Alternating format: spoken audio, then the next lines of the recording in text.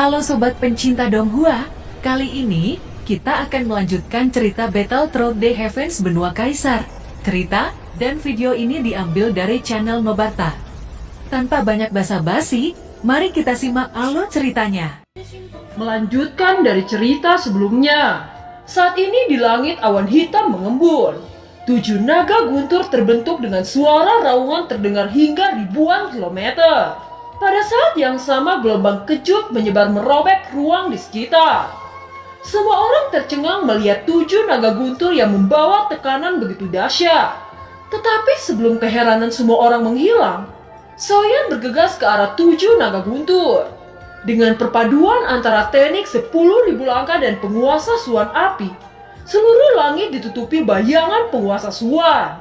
Pada saat yang sama Jiwa kecil membentuk Angry Buddha Lotus Flame. Saat penguasa Suan dan Angry Buddha Lotus Flame bertabrakan dengan 7 naga guntur, suara ledakan terdengar di seluruh kota Jucheng. Bahkan langit malam dipenuhi nyala api merah seolah-olah langit terbakar. Di bawah serangan penguasa Suan dan Angry Buddha Lotus Flame, 7 naga guntur menjadi ketiadaan.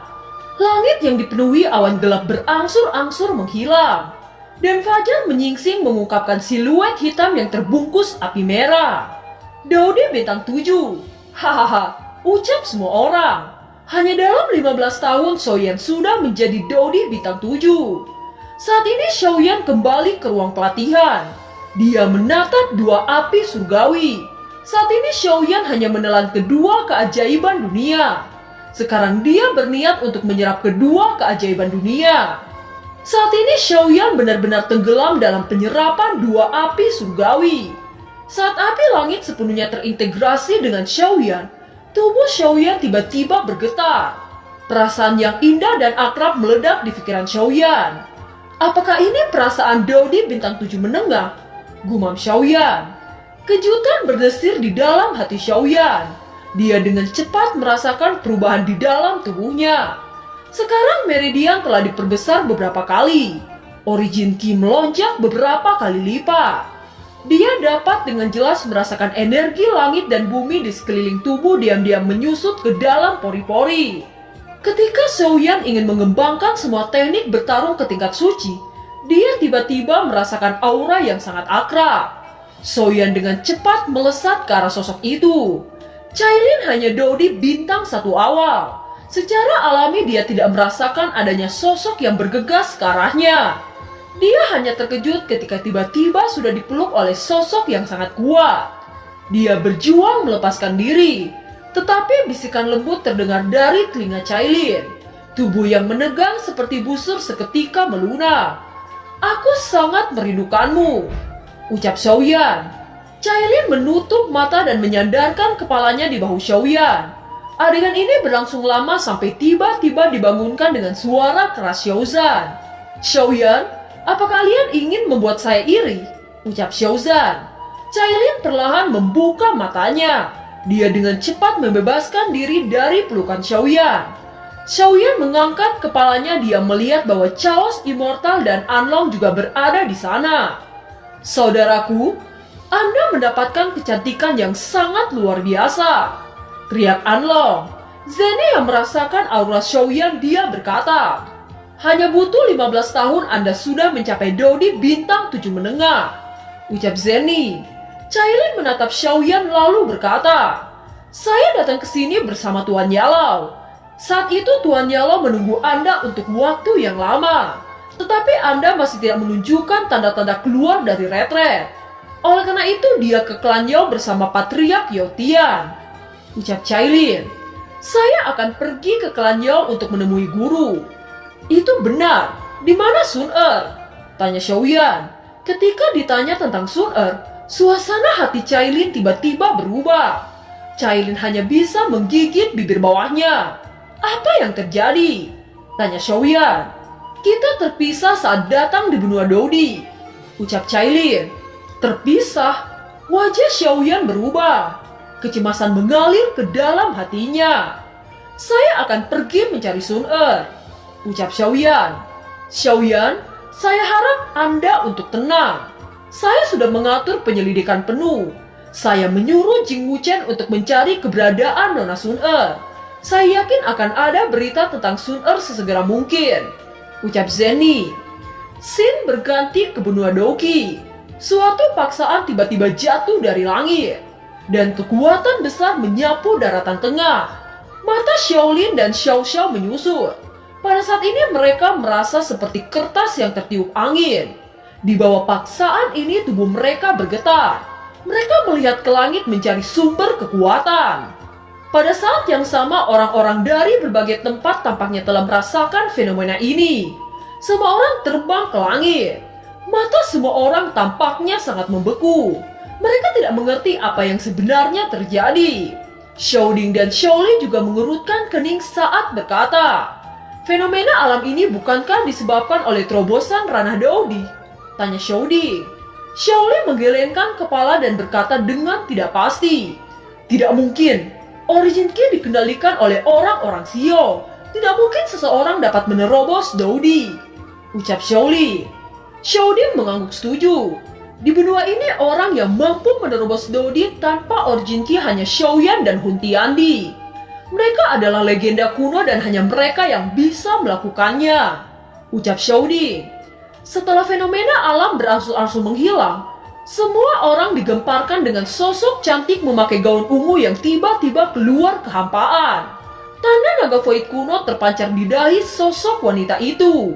Dia adalah teman Xiaoyan yaitu Zian. Ketika Xiaoding dan Xiaoli melihat sosok itu, sontak hati mereka seperti tersampar petir.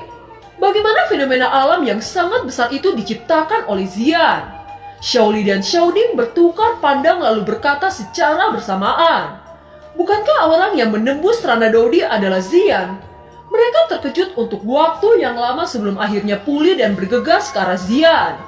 "Saya menyapa Kaisar Naga," ucap Xiaoli dan Xiaoding. "Mengapa Anda begitu sopan? Anda adalah saudara laki-laki Xiaoyan, namun tidak ada bayangan Xiaoyan pada sikap Anda," ucap Zian menggelengkan kepalanya. Sekarang Zian terlihat seperti wanita dewasa dengan sikap acuh tak acuh. Itu adalah keagungan yang tidak pernah dimiliki wanita di benua Doki. Mungkin itu karena kebangkitan darah naga kuno. Mendengar Zian menyebut nama Xiaoyan, Xiaoding dan Xiaoli tersenyum pahit. Tidak lama setelah itu di hutan yang lebat seberkas cahaya jatuh dari langit. Seberkas cahaya ini merupakan ruang hampa di mana Xiaoyan pergi ke benua Daodi. Cahaya ini masih ada sampai sekarang. Area sekitar saluran ini sangat menakutkan. Oleh karena itu tempat ini menjadi area terlarang dari benua Doki. Sosok misterius tiba-tiba terdengar dari ruang hampa ini. Menarik, saya tidak berharap di benua yang dilupakan ini masih ada orang yang menembus Daodi dengan kekuatan mereka sendiri. Tidak heran dunia ini begitu damai baru-baru ini, ucap suara misterius itu. Ketika suara itu berhenti, lubang gelap tak berdasar tiba-tiba robek menjadi potongan-potongan kecil.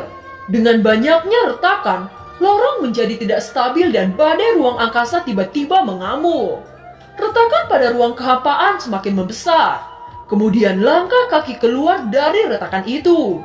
Sosok itu secara bertahap muncul di depan semua orang. Paksaan yang kuat tiba-tiba terpancar dari orang itu. Dengan kemunculan sosok ini di benua Doki, semua orang menghirup udara dingin. Kekuatan apa yang dimiliki orang itu sehingga bisa merobek ruang hampa dan masuk ke benua Doki? Tidak ada yang bisa merasakan kekuatan dari sosok ini. Dengan kata lain, kekuatan jiwa tidak bisa mendekati sosok ini sama sekali. Saya ingat ada 7 daratan dan 3 lautan.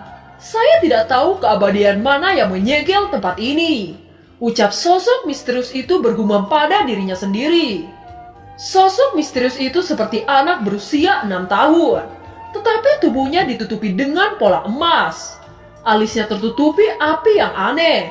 Momentum yang tertinggi perlahan keluar dari tubuhnya. Pada saat yang sama, tubuh Xiaolin dan Xiao Shao yang berada di dekat anak misterius itu terguncang dan menyemburkan seteguk darah. Scene berganti di benua Daodi. Di aula Xiaofu Mansion, para penjaga melapor kepada Xiaoyan. Dia berkata, "Patriark Xiaoyan, ada 2 keluarga Warcraft datang berkunjung. Mereka memancarkan dominasi kekacauan dari tubuh mereka. dan yang satunya memancarkan api yang mampu membakar kekosongan. Ucap penjaga itu melaporkan. Mendengar kata-kata penjaga itu, Xiaoyan sedikit membeku. Segera Chaos Immortal menjelaskan kepada Xiaoyan, "Saudara Xiao, orang yang berkunjung berasal dari keluarga Warcraft Chaos Dominion. Itu adalah ayah saya, Chaos Batian.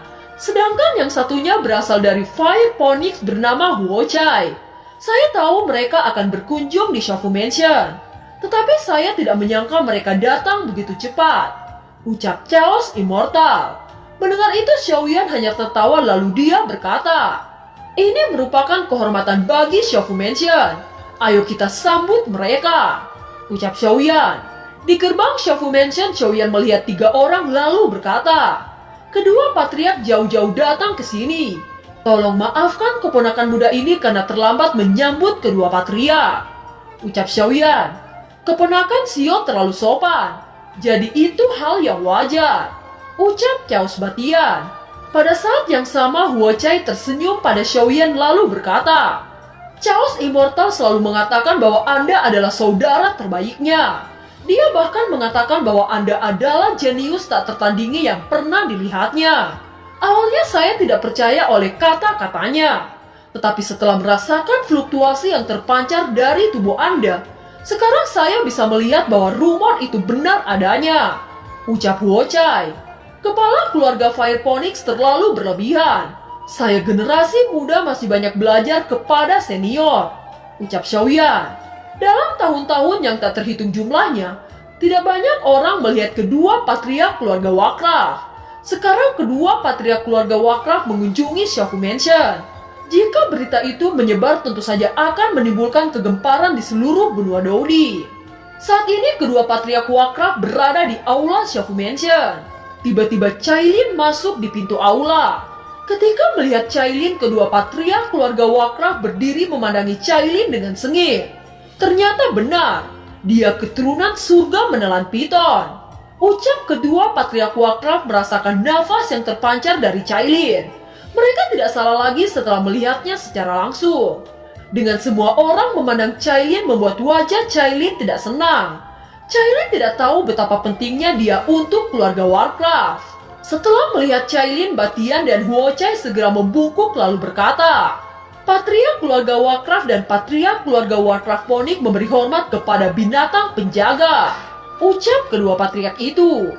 Melihat pemandangan ini, semua orang tampak gila. Siapa di benua ini yang memenuhi syarat mendapatkan hormat dari kedua patriark Warcraft? Sepertinya status Cailin tidak biasa di keluarga Warcraft, gumam semua orang. Saat ini Cailin juga sedikit bingung.